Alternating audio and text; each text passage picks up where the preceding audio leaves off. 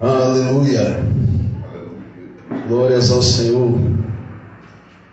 Irmãos, tem uma palavra da parte de Deus para você nesta noite. Glória a Deus, aleluia. Existem muitas palavras, irmãos, quando a gente está preparando ela, que ela vem de encontro ao nosso coração e é muito fácil de você montá-la. É muito fácil de você conduzir a palavra. Mas existem algumas palavras, irmãos, que geram uma dificuldade tão grande, porque não que ela seja difícil de entendê-la, mas ela é difícil de transmiti-la. Você consegue entender o que eu disse? Não é difícil de você entendê-la, mas é difícil de você transmiti-la. Então hoje eu quero tentar da melhor maneira possível conseguir transmitir aquilo que Deus colocou no meu coração. Eu gostaria de compartilhar um texto com você no Evangelho de João, capítulo de número 15, verso de número 5. Um texto bem conhecido, mas com uma profundidade extraordinária do Senhor. Aleluia. Você que encontrou, diga glória a Deus. Glória a Deus. Amém. A palavra de Deus diz: eu sou a videira e vocês são os ramos. Quem está unido comigo e eu com ele, esse dá muito fruto, porque sem mim vocês não podem fazer nada. Só declara comigo dizendo: sem mim nada podeis fazer. Pode tomar o seu assento. Pai, em nome de Jesus, que nesse momento, Senhor, tua palavra venha de encontro ao nosso coração, que o Senhor possa produzir dentro de nós, Pai, um espírito novo. Que em nome de Jesus, esse vinho novo que o Senhor liberará sobre nós nesse momento, ele venha, Deus, agregar na nossa fé, ele venha, Deus, a agregar na nossa vida e fazer-nos compreender qual é a dinâmica do mundo espiritual, Deus, em nome de Jesus. Irmãos, eu comecei acordado essa noite, meditando nesse texto, meditando nesta palavra, e enquanto eu estava falando com Deus, eu dizia para o Senhor o seguinte, irmãos: muitas vezes a gente estuda muito a palavra de Deus, irmão. E muitas palavras que a gente vem trazer para dentro da igreja, para dentro, muitas vezes é uma interpretação daquilo que Deus ministrou no teu coração. E eu quero fazer você entender isso. Quando Deus, você vai preparar uma mensagem, e você está orando e dizendo: Deus, fala comigo, qual mensagem que o Senhor quer falar com a igreja? Deus, muitas vezes, Ele não te dá uma mensagem completa. Ele não te dá uma mensagem assim, escrita, mentalmente, assim, ela vem descendo versículo por versículo. Deus muitas vezes te dá um tema. Ele pode te dar um tema sobre profundidade espiritual. E você vai ali pela Bíblia tentando buscar um entendimento, uma compreensão do Senhor sobre o que Deus quer falar com a igreja através desse tema que Ele ministrou no teu coração. E muitas vezes a gente tem isso. Quando a gente vai preparar uma mensagem, a gente fica ali meditando e de repente Deus fala um tema para você. E Ele diz: olha, hoje você vai ministrar sobre isso, hoje você vai ministrar sobre aquilo. E você fica meditando até que você se depara com um texto que tem a ver com aquilo que Deus ministrou no teu coração. Por exemplo, Deus pode falar para você sobre salvação. Você estar lendo a Bíblia e se deparar com o texto de João 3,16. E aí aquele versículo ali vai expressar totalmente aquilo que Deus quer falar com a igreja. Vocês estão compreendendo?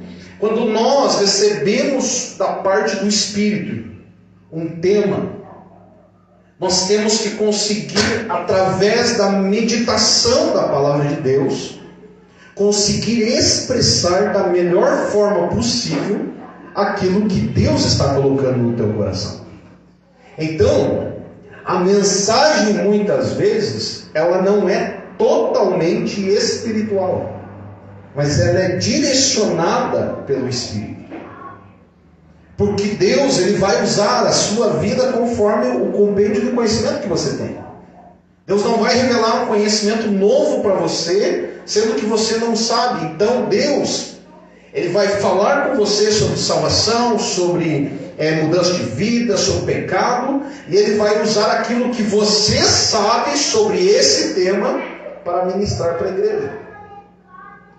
Deus nunca vai ir além daquilo que você sabe. Então, Jesus nos dá um direcionamento muito forte nesse texto. Ele diz o seguinte: eu sou a videira, e vocês são os ramos. Quem está unido comigo e eu com ele, esse dá muito fruto. Porque sem mim, nada podeis fazer.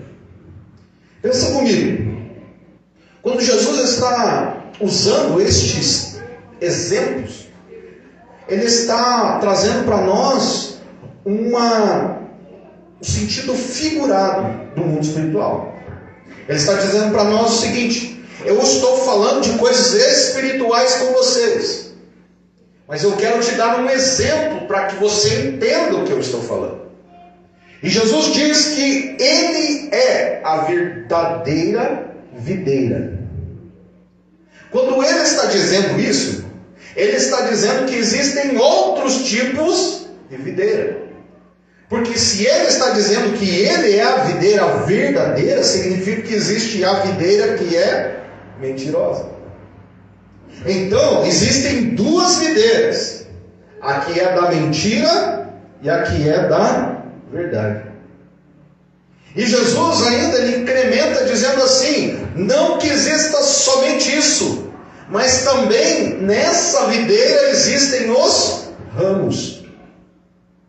E ainda ele fala e acrescenta mais e diz que os ramos dão frutos. E aí agora nós vamos esmiuçar tudo isso aí, irmão. E o tema da mensagem desta noite é: qual é o seu problema? Quando Deus começou a colocar esta palavra no meu coração, irmão, eu comecei a tentar desembolar ela. E eu fiquei ali durante a madrugada tentando entender aquilo que Deus queria ministrar. E eu falei: Deus, como que eu vou trazer isso? Deus começou a desenrolar comigo, começou a falar comigo. Começou a me mostrar alguns textos. E eu comecei a ficar, irmão, impactado com esta palavra, porque essa palavra primeiro falou comigo, para depois falar com você. Quando Jesus ele diz isso, irmão, que Ele é a videira, Ele está falando que existem muitas outras que são videiras mentirosas. Quando Ele diz isso, Ele está baseando a tua estrutura de vida. Como assim, pastor? Ele está falando da onde você está inserido. Por exemplo, existem muitos movimentos hoje. Existem movimentos políticos, existem movimentos musicais, existem movimentos culturais, existem movimentos sociais, existem pessoas que fazem projetos, existem pessoas empresários.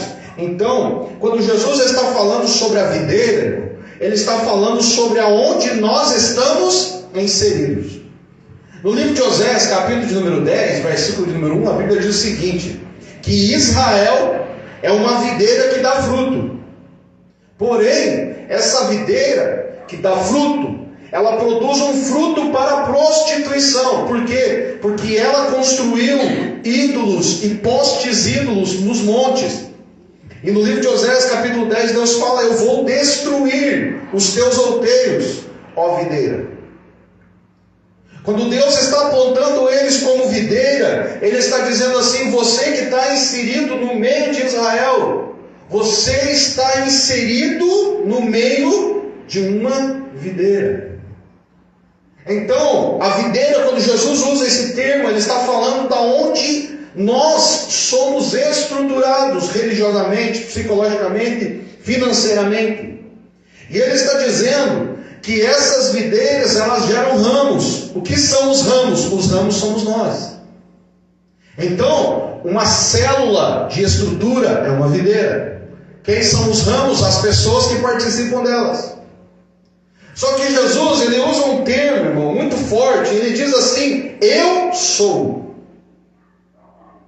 Quando ele usa esse termo, irmão, ele não está falando como uma pessoa dizendo: eu sou um empresário, eu sou pastor, eu sou amigo, eu sou pai, eu sou mãe. Ele não está dizendo com referência a ele. Ele está declarando, quando ele diz eu sou, ele não está falando como homem.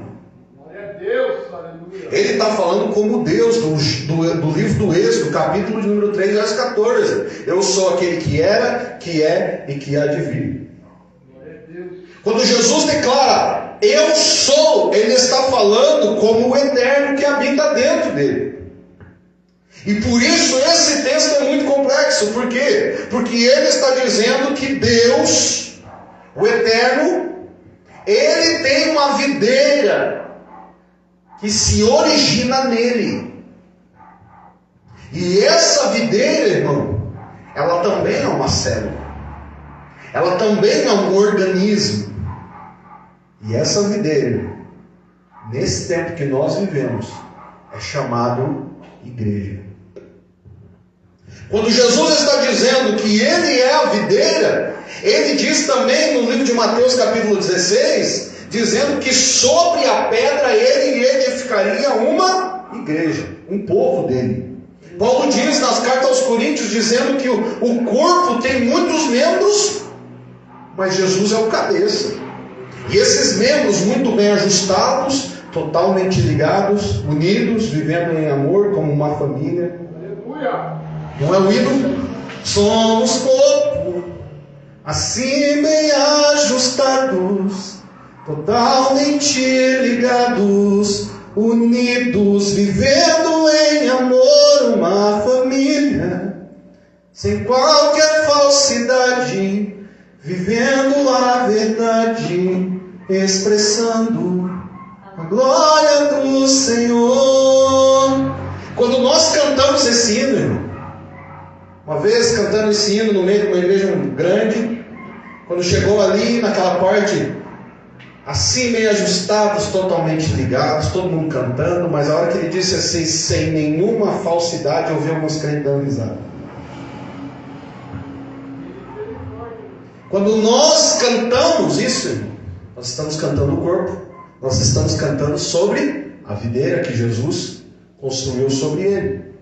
Só que ele está dizendo que eu sou o eterno, tem uma videira que sai dele, que é verdadeira. E ele diz que nós somos os ramos. Só que a pergunta, muitas vezes as pessoas não sabem o que é videira, irmão. Videira é que produz a uva.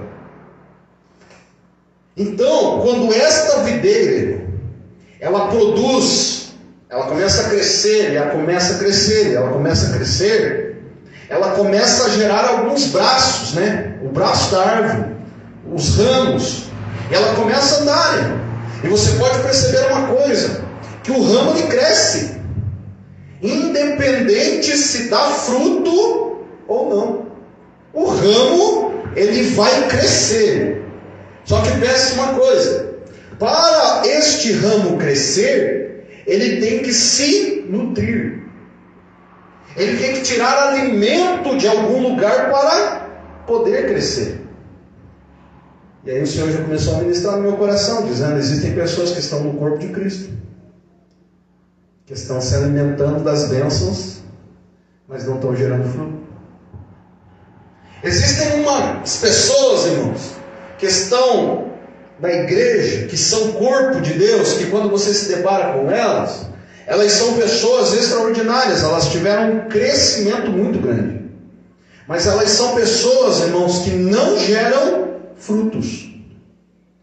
Quando estas pessoas são deparadas, elas se deparam com pessoas que são geradores de vinho, essas pessoas, elas têm a tendência a criticar aquilo que você está fazendo. Por quê? Porque aquela pessoa ela não teve o mesmo crescimento que você. Porque você cresceu e gerou frutos. Ela apenas cresceu. Mas ela não é uma pessoa, irmão, que está pronta, está apta para o reino. Por que ela não está apta para o reino? Ela está na videira? Está. Ela está no corpo, está, mas ela não está gerando fruto. E olha o que Jesus fala, versículo 6: quem não ficar unido comigo será jogado fora e secará. Será como os ramos secos que são ajuntados e jogados no fogo e não são queimados. Quando você, irmão, você está crescendo, você está prosperando financeiramente. Você entrou para a igreja, foi algo maravilhoso. Deus trabalhou no teu casamento, Deus restaurou a tua vida, mas tudo terreno, é tudo coisa terrena. Você não fala em línguas, você não é uma pessoa que desenvolveu ministerialmente, você é uma pessoa desequilibrada emocionalmente, você é uma pessoa que tem dificuldade de relacionamento com as outras pessoas. Por quê? Porque o evangelho que você está vivendo é um evangelho externo à sua vida. Como assim, pastor? Você participa do evangelho, mas não deixou o evangelho entrar em você. Quando nós se deparamos, irmãos, com este termo, dizendo que Jesus é a verdadeira videira, significa uma coisa, que Jesus tem um nutriente para nós, que através das raízes que são sugadas do reino espiritual, essas raízes estão no céu, irmão. E Jesus, ele está trazendo o nutriente do céu para os ramos. Só que tem pessoas que elas não querem produzir frutos, elas só querem crescer. Então o que elas fazem? Elas dizem assim: Jesus está mandando nutrientes através do pastor, através do ministro e tal. E esta pessoa, ela diz o seguinte: esse tipo de comida para mim eu como, mas aquele tipo de comida para mim não serve. Não é assim quando você vai comer? Quem aqui gosta de comer verdura todo dia, salada, muita coisa verde e tal, e só come isso? Não gosta de carne, não gosta de churrasco, não gosta de chocolate, não gosta de doce. Não, você só come comidas nutritivas. Muito difícil, tem pessoas que são assim, mas a maioria das pessoas não são. Por quê? Porque elas têm um processo seletivo para comer. Aí vem Jesus na tua vida, e Ele começa a te nutrir. Primeira nutrição que Jesus dá para você, e a palavra de Deus diz que nós somos pessoas que somos bebês quando nós nascemos em Cristo, porque Paulo diz ainda que vocês estão se alimentando com leite espiritual. Jesus começa a nutrir a nós. E a palavra de Deus diz que a primeira nutrição que Jesus nos dá é a salvação. A salvação é um nutriente primário para que a gente possa nascer de novo, possa ter um encontro com o Espírito Santo, possamos ser selados por Ele. Mas a Bíblia diz que Jesus vai transmitindo nutrientes. Através da salvação você se torna uma pessoa mais sensível, uma pessoa mais quebrantada, uma pessoa mais movida por Ele. E a Bíblia diz que Jesus vai caminhando e Ele vai transmitindo para você outras coisas. Ele começa a transmitir os dons espirituais. Quando você começa a receber esses dons, você começa a ser mais transformado ainda. E Jesus vai indo, e Jesus vai te transmitindo conhecimento da palavra, e Jesus vai te transmitindo instruções. E você vai indo, irmão. E você vai crescendo no Senhor. Mas chega um determinado momento que você está grande demais. E o Senhor começa a liberar sobre você alguns projetos, alguns planos. E você começa a exercer esses projetos, esses planos. E você começa a gerar frutos. Você começa a ganhar almas. Você começa a cuidar de pessoas. Você começa a trabalhar com gente. Você começa a amar as vidas. Você não tem mais prazer no trabalho. Você não tem mais prazer nesta vida. Você não tem mais prazer nas coisas desse mundo. Por quê? Porque o Senhor está te levando a um lugar de frutos. E você começa a ver que almas são muito importantes. Você começa a ver que você quer que a pessoa que você ama tenha a mesma experiência que você tem. E você começa a olhar para ela e dizer: meu irmão, vamos para a igreja. Meu irmão, vamos para a igreja. Meu irmão, vamos orar. Meu irmão, vamos ler a Bíblia. E você fica ali falando para a pessoa. Por quê? Porque você teve uma experiência verdadeira com Ele, irmão. E Ele está produzindo em você frutos. ele está gerando em você um desejo para que outras pessoas experienciem aquilo que você está experienciando. Porém, a Bíblia diz que essas são as pessoas que produzem 30, 60 e até 100 vezes mais aquilo que o Senhor implantou sobre ela. Agora eu tenho algo lindo para falar para você, irmão. Quando nós começamos a gerar frutos, dentro da nossa vida começa a virar cachos de uva. Os cachos de uva de Israel, irmão, eles têm em média 1,35 m de altura. É do tamanho dessa mão, um cacho de uva, lá de Israel. Já trouxe aqui em alguns estudos as fotos ali, a gente viu as pessoas levando em 2 os cachos de uva. Por que naquela terra, irmão, produz cachos de uva tão bons? Porque a terra é boa. E aí a palavra de Deus diz: o semeador saiu a semear. E quando ele encontrou uma terra boa, ele plantou.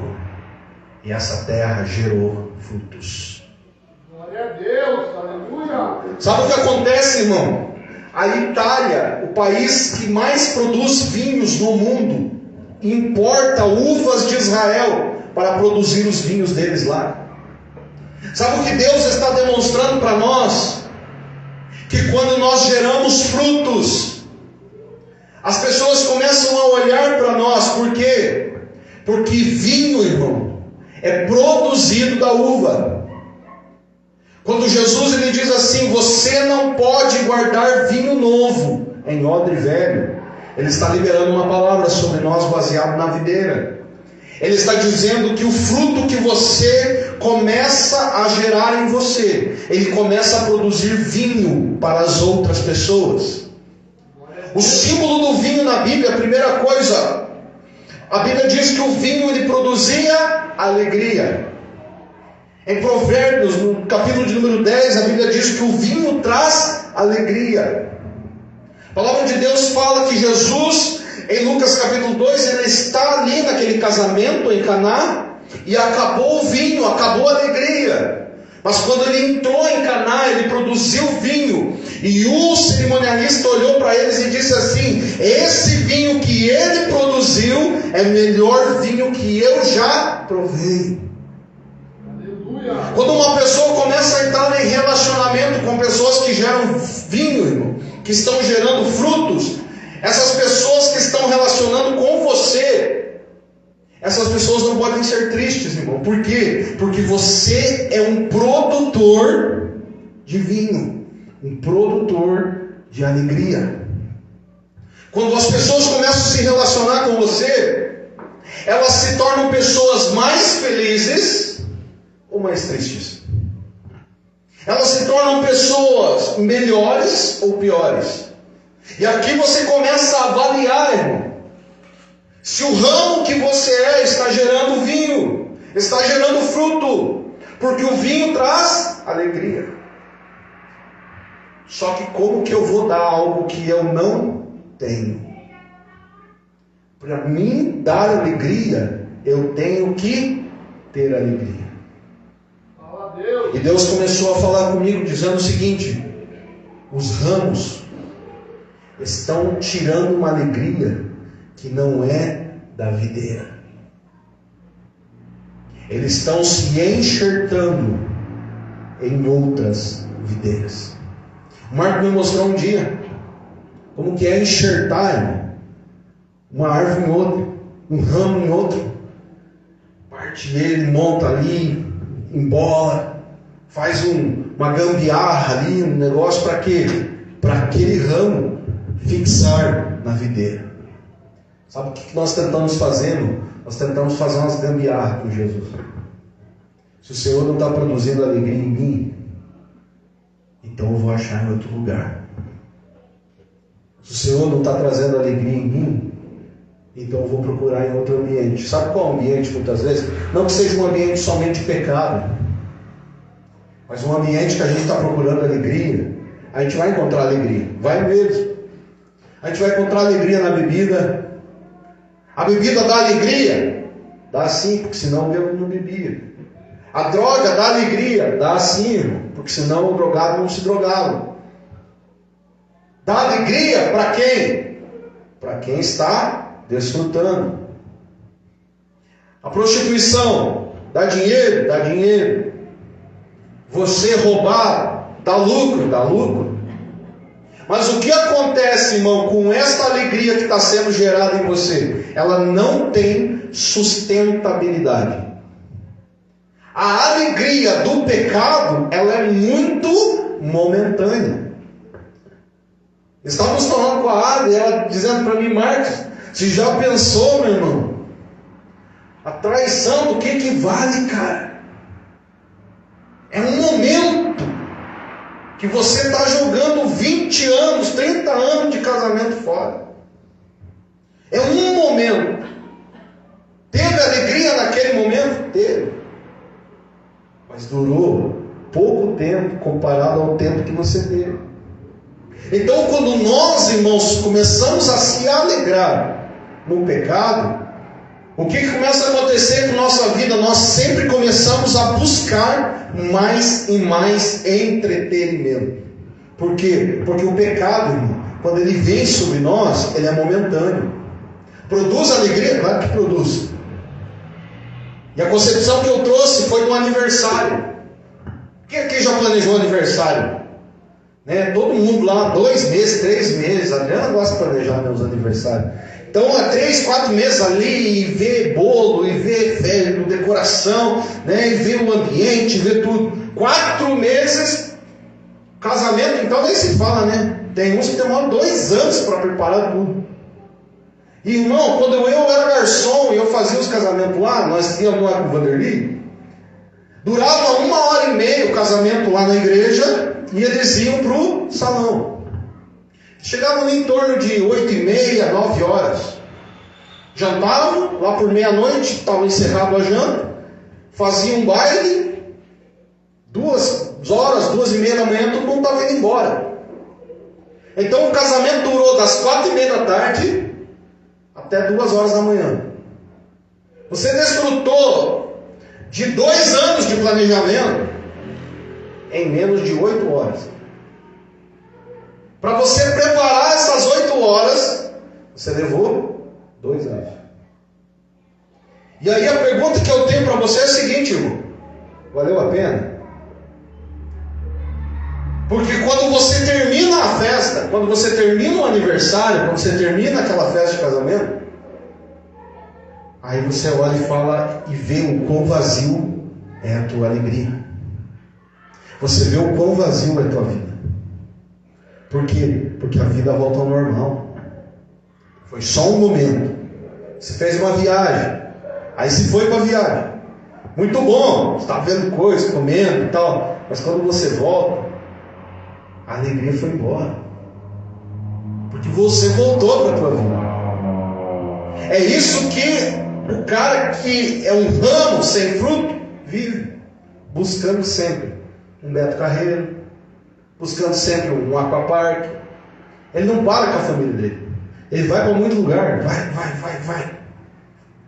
Só que a vida dele não tem alegria nele mesmo. Porque se ele perder esses momentos, acabou o cara. Acabou o ramo. Por quê? Porque a vida dele está baseada em momentos. Não existe alegria nele mesmo.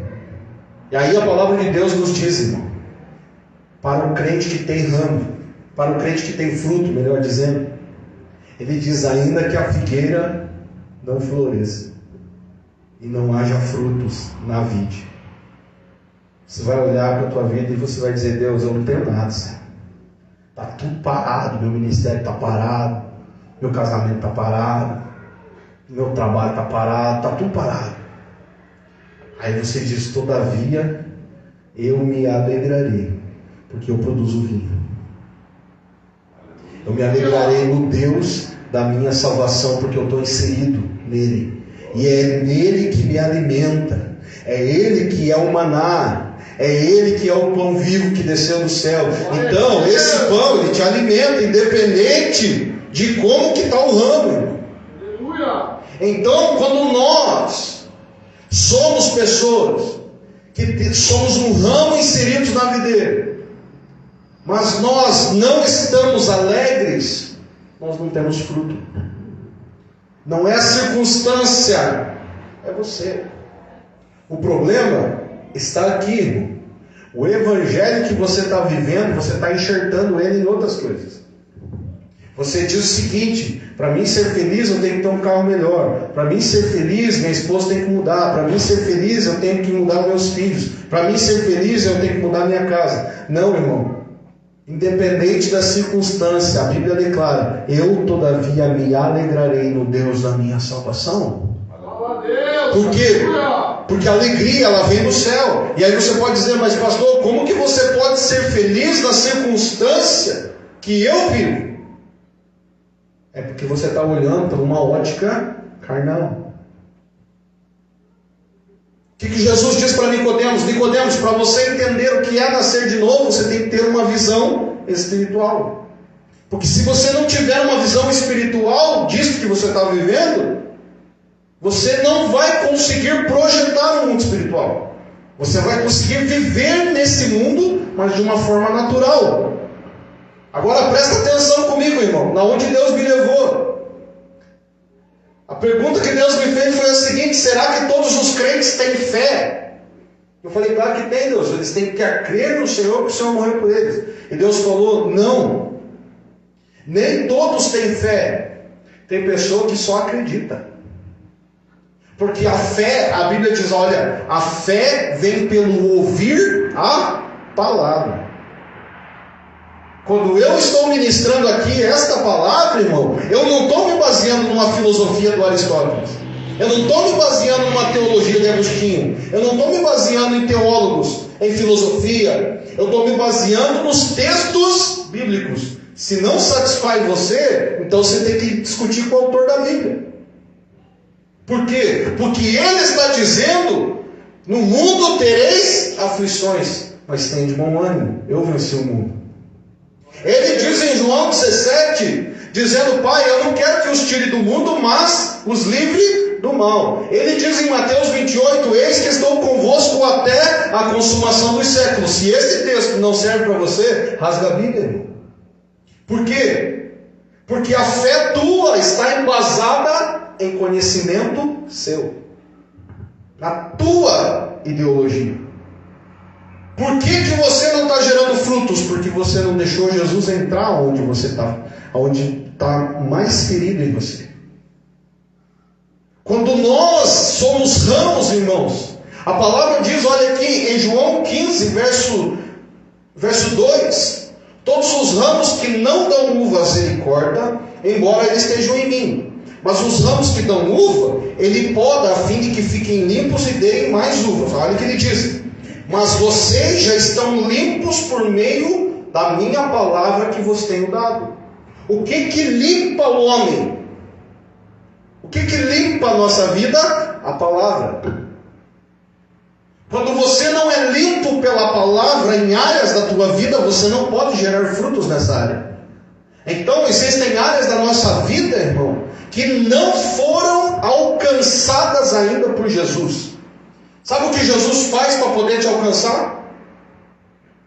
Sabe o que Jesus faz para poder romper isso aí? Ele te manda uma guerra. Ele te manda a Babilônia. Ele te manda para a Síria. Ele te manda para o Egito ficar 430 anos lá como escravo. Por quê? Porque ele precisa romper essa área. E para ele romper essa área, ele precisa fazer com que você entenda qual é a vontade dele para essa área.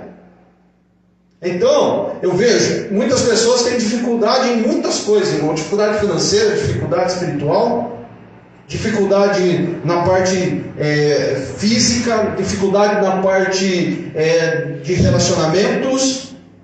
E as pessoas, elas querem que você resolva os problemas delas. Elas chegam para você e dizem assim: tá aí o B.O. O que eu faço? Você já percebeu isso? A pessoa chega e fala: o que eu faço? Quando você dá a opinião de Deus sobre aquele assunto, ela diz para você: isso aí é muito difícil. Ué, mas você não queria a opinião de Deus? Aí Deus deu a opinião dele. Porque eu, irmão, quando a gente vai fazer aconselhamento, eu não uso termos de psicologia, toda essa coisa. Eu uso versículo, palavra. Vamos pegar o que você está passando, vamos para a Bíblia. Vamos pegar o que você está passando, vamos para o texto. E aí, baseado no texto, a gente consegue chegar à vontade de Deus. Mas aí, o problema é o seguinte, que a vontade de Deus, irmão, não é a tua. E aí está o problema. Porque quando a vontade de Deus, ela entra em conflito com a tua, existe um texto aqui que diz assim, que você não quer ser limpo pela palavra. Você não quer a palavra. Por quê? Porque a palavra é muito difícil. Pensa bem. A pessoa te magoou muito. Ela te feriu muito. Aí Jesus chega para você e fala, meu irmão, você tem que perdoar ela. Você tem que orar por ela e jejuar por ela. Aí ele diz, porque qual será o vosso galardão se você amar somente aqueles que te amam? Aí você chega no casamento. Tá em conflito. Aí você chega e fala para a pessoa, essa palavra o cara quer te matar. Por quê? Porque essa pessoa, irmão, naquele momento, ela está na carne. Ela está movida pelo enxerto. Porque ela se enxertou em outra videira. Ela se enxertou na videira do ódio, ela se enxertou na videira da injustiça, ela se enxertou na videira da vingança. Ela foi se enxertando para quê? Porque ela não queria o nutriente da verdadeira videira. Só que quando você sai da videira verdadeira e vai se alimentar em outra videira, irmão, Jesus olha para você e diz assim, meu camarada, você ainda não entendeu qual é o teu problema, que é o tema da mensagem? Qual é o teu problema? Ah, pastor, o meu problema é meu casamento, o meu problema é meus filhos, o meu problema... Não, o teu problema é o pecado, irmão. E enquanto você não souber lidar com o pecado que habita dentro de você, você sempre vai estar se enxertando em outras videiras. Ah, pastor, mas as pessoas me machucam, mas eu não tenho pecado. Aí que você se engana, irmão. Você não tem pecado porque você não tem intimidade com a Bíblia. Pega a visão. Quantas vezes você fez algo em dúvida, se você não sabia se era de Deus ou não, você ficou naquela, será que é, será que não é? Será Deus que é certo, será que é errado? Quem já fez isso? Fez uma atitude baseada na dúvida, se é de Deus ou não. A palavra de Deus declara, irmão, que tudo aquilo que é feito sem fé é pecado. Se você tinha dúvida e praticou, significa que você pecou contra o Senhor. A palavra de Deus fala que quando você briga com seu marido, com sua esposa, a palavra de Deus declara que quando você vem aqui na igreja orar, a tua oração não passa nem do teto, porque Deus não te ouve. A palavra de Deus declara, irmão, que a gente tem que tratar a nossa esposa como o vaso mais frágil. Quando a gente quer lançar um peso sobre ela, além daquilo que ela foi criada para suportar, o vaso racha. Então quem é o forte no casamento? É o homem.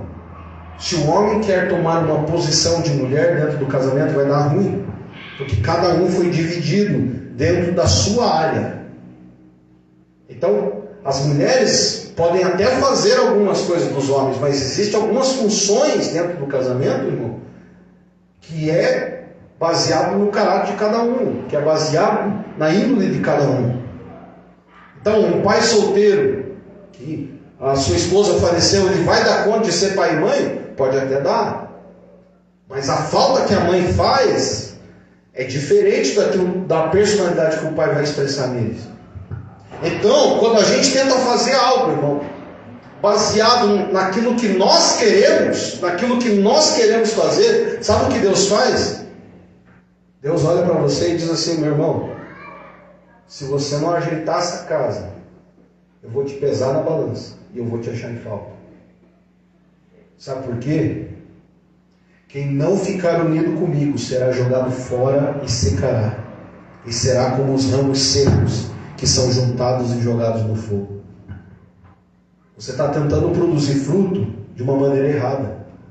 Sabe o que você faz? Você tenta produzir frutos fora de Jesus. E aí está teu erro. Você não entrou em Jesus para reconhecer o teu pecado. Você entrou em Jesus para resolver os teus problemas. Se chegou para Jesus e disse: Jesus, esses são os meus problemas. Meu problema está aqui, meu problema está lá. Mas o teu problema é o seguinte, irmão, que não existe alegria em você. A palavra de Deus diz que o vinho ele também trazia cura. Você tem curado as pessoas? Ou você tem sido canal de enfermidade? A palavra de Deus declara que o vinho, irmão, ele é uma palavra que ela não é somente uma palavra baseada nesta vida. Jesus olha para os discípulos e diz assim: cuidado com o fermento dos fariseus. Quando o vinho, que é o suco de uva, ele fermenta, ele vira alcoólico. Então o suco de uva, ele é puro. Só que quando nós fermentamos ele nos torna pessoas desequilibradas.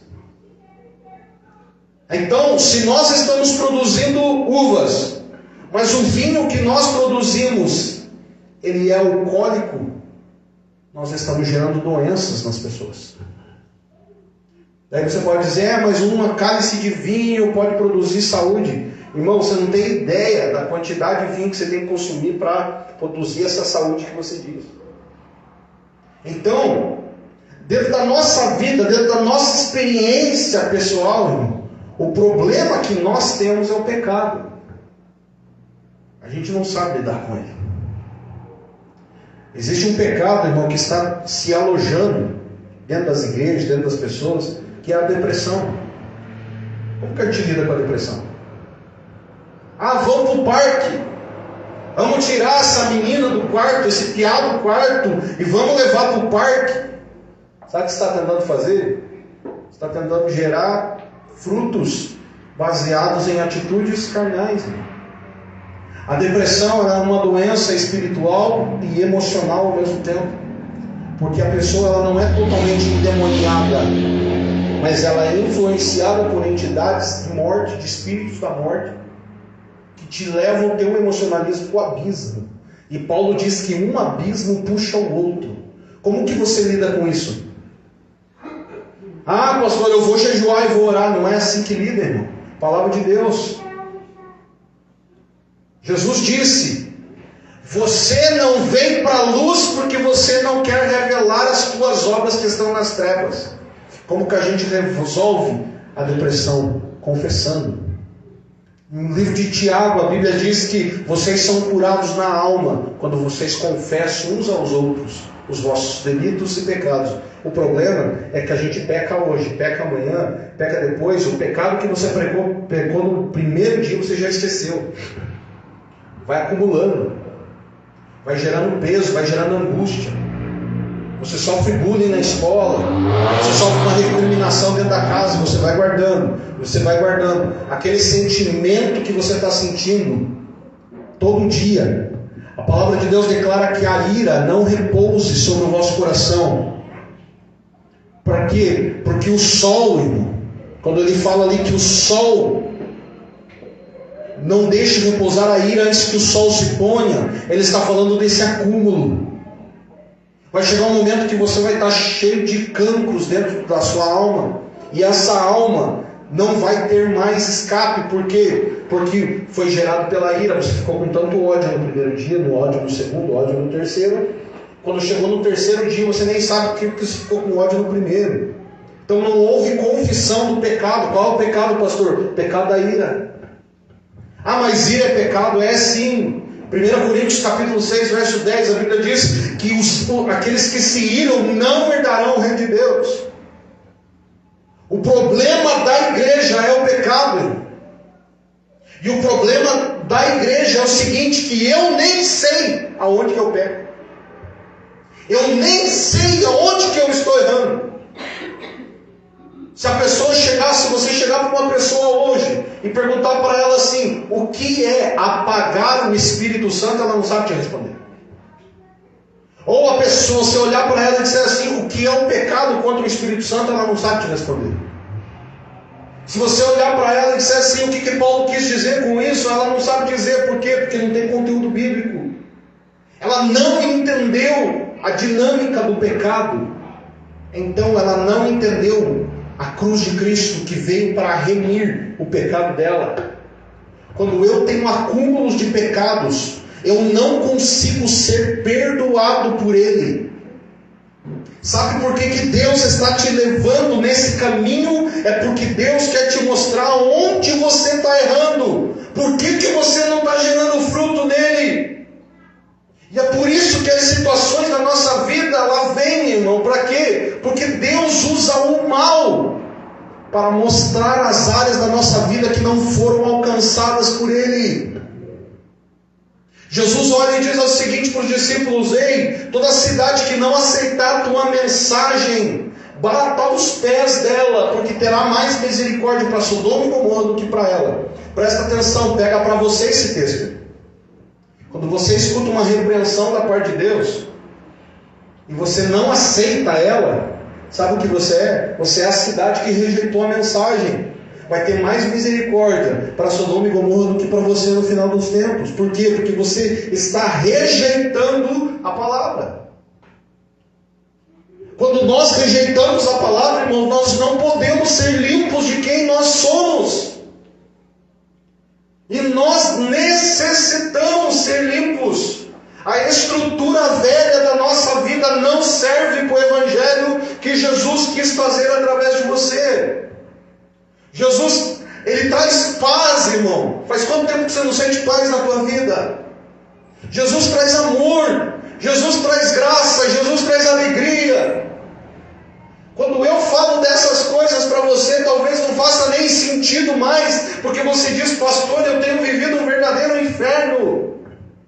Sabe por que você tem vivido? Não é a circunstância, é porque mexeu aqui dentro, mexeu nas estruturas. Quando mexeu nas estruturas, irmão, provocou ira no teu coração.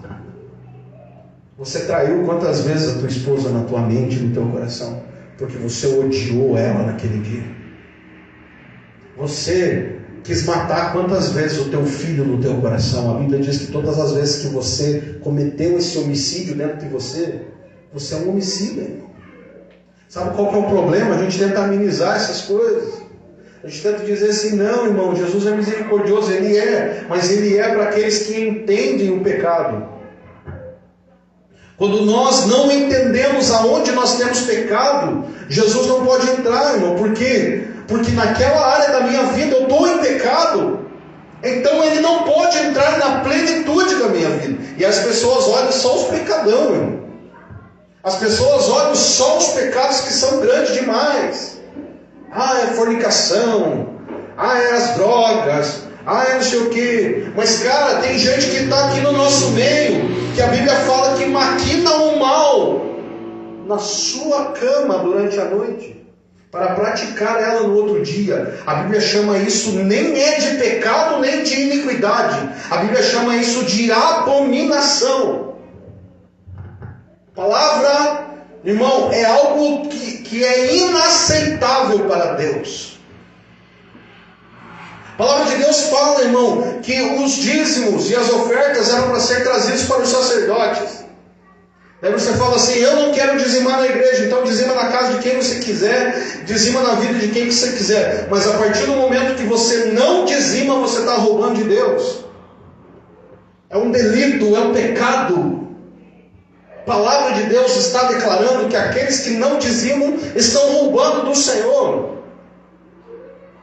E aí, quando nós pegamos isso, a pessoa está dizendo para nós: mas é porque a igreja quer ficar rica. Então rasga a Bíblia, irmão. Por quê? Porque antes da lei já existia a lei do dízimo. Abraão dizimou na vida de Melquisedeque. Jesus diz para nós: fazei essas coisas, mas não esquecei das coisas que são maiores, que é a misericórdia, o amor e a graça. Mas ele diz: façam essas coisas. Só que a igreja, irmão, ela não entende aonde que ela está pecando. Sabe por que você não dizima? Sabe por que você não oferta? Porque você é um idólatra. Você ama o dinheiro. Você acha que Deus não vai trazer providência para você. Então você está enxertado na videira, sabe de quem? De Mamon. É a palavra de Deus. Jesus diz: você não pode servir a dois senhores. Você não pode servir a Mamon e a mim. E aí, a palavra de Deus fala muito mais profundo ainda, irmão, sobre idolatria. Ela diz que quando nós idolatramos algo, o nosso coração está naquilo. Então tem pessoas muitas vezes que idolatram outras coisas. Tem pessoas que idolatram, irmão, o sossego. Sabe o conforto? Ela não quer sofrer na vida. Então a pessoa não gosta de pegar um ônibus. Então a pessoa não gosta de andar de a pé. Não, eu só ando de Uber. Não, eu só ando de carro. Não, eu só vou para a igreja se vier buscar.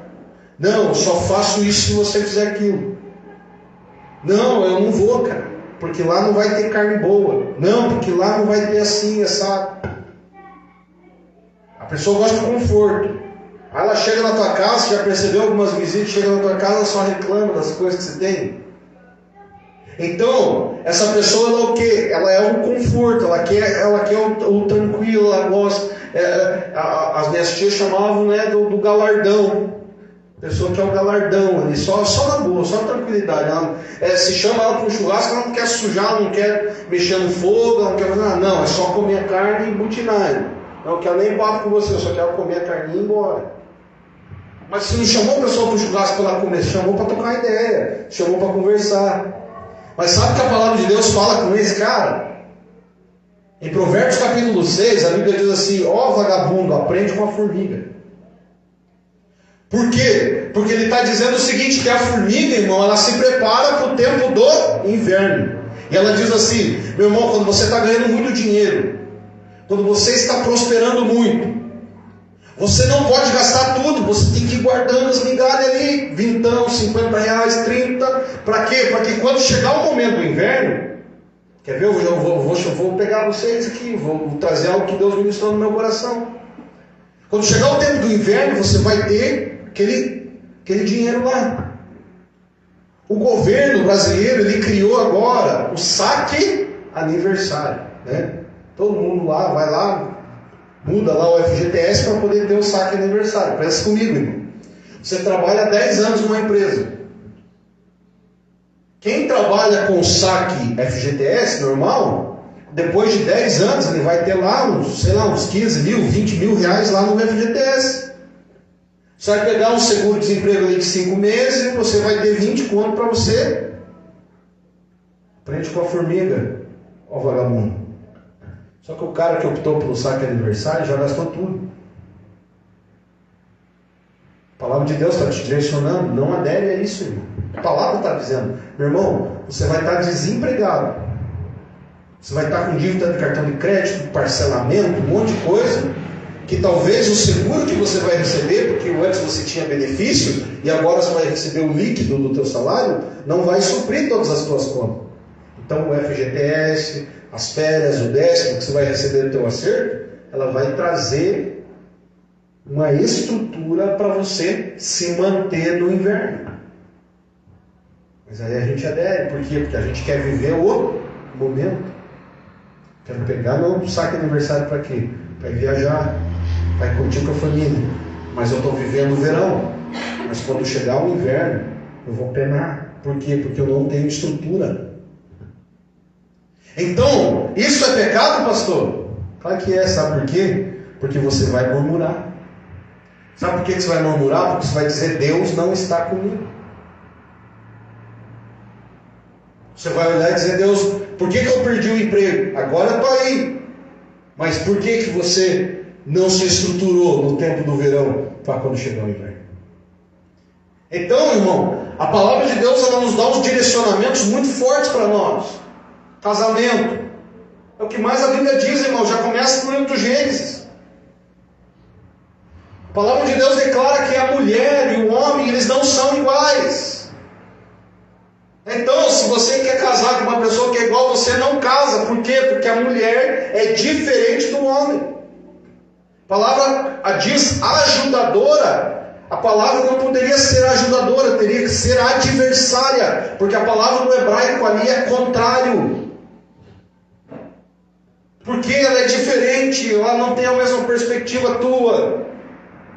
E aí a gente coloca 2 leões para morar dentro de uma casa, irmão. Como é que vai dar? É somente Deus, quando está no casamento, para dar certo, irmão. Por quê? Porque você é diferente dela, mas pelo amor que é derramado no seu coração através do Espírito Santo, existe unidade, assim como o Filho está no Pai e o Pai está no Filho. É isso que Jesus está falando, é isso que Paulo fala, dizendo: ei, esse negócio de casamento é um mistério. E falo como Cristo é a igreja, porque 2 se tornam um. E tal, ele vai falando ali, ministrando no nosso coração. Então, quando Deus, Ele para de reinar no meu casamento, aí já deu ruim. Por quê? Porque eu estou enxertando. Estou tentando trazer outras coisas para o meu casamento, estou tentando fazer algo novo. Mas, cara, o que você precisa não é fazer algo novo, é voltar para o velho, é voltar para a unidade de Deus de novo, para que dê certo. A palavra diz que a mulher, através da sua atitude, ela ganha o seu marido. Só que as pessoas interpretam esse texto errado, irmão. Elas acham que tem que ser pessoas submissas totalmente. Elas não podem expressar vontade em nenhum momento, não. Elas têm que ter uma atitude de sabedoria determinada em cada circunstância, direcionada pelo Espírito de Deus. O que Jesus está ministrando para nós hoje, irmão? Ele está dizendo o seguinte: cara, se você não sabe os pecados que você pratica, então você não pode ser limpo pela minha palavra. O que você tem que aprender? Você tem que aprender a se arrepender das atitudes erradas que você tem. Porque eu quero te levar a produzir frutos que tragam cura, que tragam alegria. Eu quero produzir em você, no ramo que você é, prosperidade. Quero que as pessoas olhem para você e queiram o vinho que você produz. É isso que Jesus veio fazer. É isso que a cruz faz conosco. Ela inverte a maldição. Ela muda a minha e a sua vida. Por que ela muda? Porque, cara, nós estamos falando do eu sou. Não é qualquer um. Quando Jesus entrar de verdade em todas as áreas da sua vida, e você perder mesmo o medo de se lançar pela fé nas coisas de Deus, aquela coisa que você tentava melhorar. Tem pessoas que olham para mim e dizem assim: ah, pastor, mas eu estou tentando ser melhor.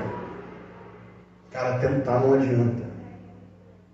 Tentar você não vai conseguir. Sabe por que você não vai conseguir? Porque você não pode ser uma pessoa melhor. Você não pode ser uma pessoa melhor sem Jesus. Sem mim você não pode fazer nada. Paulo diz o seguinte, que quando ele vivia na vida do pecado, em Romanos capítulo 7, ele diz assim: o que eu queria fazer, eu não faço. Mas o que eu não quero fazer, eu vivo fazendo. Ah, pastor, mas eu caio tanto nesta área. Eu firo tanto a Deus nessa área. Meu irmão, então tem que gerar um arrependimento muito profundo. Porque o tamanho do seu pecado tem que ser o tamanho do seu arrependimento. Você tem que gemer no pecado. Você tem que sentir a dor que você provoca em Deus quando você erra. Só que o problema é que nós não estamos sabendo as áreas que nós pecamos. Porque a palavra de Deus não tem trazido luz sobre as áreas que nós temos pecado. Então eu gostaria nesse momento, quero que você aumentar um pouquinho o fundo do pendrive para mim. Eu gostaria que você refletisse um pouquinho menos, só bem baixinho. Eu queria que você refletisse nessa palavra. A palavra de Deus está falando conosco. E ela falou profundamente no meu coração, dizendo que existem áreas da tua vida que não foram tocadas por Jesus ainda. E que você necessita de perdão. E que você necessita de cura nessas áreas. E que você necessita da presença de Deus flua nessas áreas e te liberte disso. Você não depende das circunstâncias para ser feliz. Você não depende das coisas. Mas você depende totalmente de Jesus. A fé é que você tem que ter. Você não tem que ter atitude. Você só tem que crer. Quando Jesus entrar, Ele vai liberar sobre a tua vida a boa, perfeita e agradável vontade dEle. E você vai poder saborear isso com o Senhor. O problema é que você está tentando fazer sozinho. Você está pedindo socorro, você está indo até Ele. E as circunstâncias que você está vivendo, é só Jesus entrar nela. Talvez você não orou sobre isso. Talvez você orou, mas orou errado. Porque a oração tinha que ser: Deus, o que eu tenho que aprender com essa situação que eu tenho vivido? Porque antes de você aprender, você não vai sair dela. Aprenda. Aprenda. A Bíblia diz: ouça o que o Espírito diz à igreja. Ouça a voz do Espírito. O vento sopra onde quer, não sabe de onde vem nem para onde vai. Assim é todo aquele que é nascido do Espírito. Medita na tua vida, irmão. Quais áreas da tua vida têm sido tocadas por um espírito de destruição? E nesse momento eu gostaria de orar por você. Queria que você se colocasse de pé. Pai, em nome de Jesus, estas vidas, Senhor Deus, têm sido destruídas, Pai, pela vida, pelas circunstâncias. Aonde elas têm estado inseridas, Deus, é um caminho de destruição, um caminho de ódio, um caminho de raiva, é um caminho onde o teu amor não habita, é um caminho de trevas. Mas Deus, dentro desta casa, Jesus, eles são a videira, os ramos, eles são a luz. E a luz é sempre muito atacada, Senhor. Mas o problema é que eles estão deixando a luz se apagar, Jesus. Eles estão deixando o espírito do mundo entrar no coração deles. Está deixando o ódio, está deixando a prostituição, está deixando a raiva, está deixando, Deus, o divórcio, está deixando, Deus, a contenda, a dissolução, Pai. Está entrando, Deus, no coração deles esse sentimento. Pai, a Tua palavra diz: eu sou aquele que odeia o divórcio. Tua palavra diz que aquilo que o Senhor uniu, o homem não separe. Tua palavra diz que os filhos são herança do Senhor. A Tua palavra diz, Deus, que tudo aquilo que o Senhor tem feito sobre a nossa vida é a Tua boa, perfeita e agradável vontade. Mas os Teus filhos, Pai, eles não conseguem ver isso. Então, nesta noite, tira as escamas do coração, tira as escamas dos olhos, Pai. E que em nome de Jesus possamos enxergar o Senhor no meio de toda essa turbulência, no meio de todas essas adversidades, Senhor. Que o Senhor possa liberar sobre nós um coração novo, coração restaurado, Deus. Que o nosso coração queime agora, Jesus. Que o nosso corpo, Pai, da ponta dos pés ao alto da cabeça, toda a ira, todo o ódio vai embora. Vai embora, Deus. Vai embora toda a desavença. Sejamos lavados pela essa palavra. Que nosso coração produza arrependimento de perdão. Um arrependimento de reconhecimento que temos errado, que temos falhado, Senhor. Temos falhado como pai, temos falhado como mãe, temos falhado como marido, temos falhado como filho. Nós temos falhado, Deus. Mas hoje nós queremos reconhecer no Senhor esta falha. E nós queremos, Pai, que nesta noite o Senhor restaure os frutos dos ramos. Que o Senhor traga restauração sobre nós. Que esta semana, Senhor Deus, seja uma semana cheia da Tua presença. Seja uma semana envolta no Senhor. Em nome de Jesus. Em nome de Jesus, que você seja cheio da presença de Deus nesse momento, que você seja tocado pelo Senhor nesse momento, que o Espírito Santo toque a tua mente, toque o teu coração, e que você seja cheio do Senhor nesse momento. Que o Senhor te liberte de todo demônio que está tentando te aprisionar nesta cadeia. Que o Senhor te liberte de todo espírito de enfermidade, em nome de Jesus. Aleluia! Em nome de Jesus, toda doença psicossomática provocada pelo emocionalismo, por muita dor, por muito sofrimento, por muita desgraça, Deus, cai por terra, Jesus. Glória a ti, Jesus! Que todo, Senhor, sentimento, Deus, de confusão, que todo sentimento, Deus, de um desespero do que irá acontecer, Pai, em nome de Jesus, cai por terra, Deus. Que a tua presença, Deus, traga fé, traga confiança. Traga confiança, Senhor, assim como a fé de Abraão, que creu no Senhor. Que a gente creia em Jesus, que o Senhor irá resolver, que o Senhor irá entrar na nossa casa junto conosco, Deus.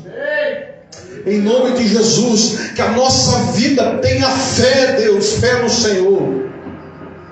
Nós te entregamos, Pai, todo o problema que nós temos enfrentado, toda a situação que nós temos enfrentado, em nome de Jesus. Amém e amém. Glória a Deus.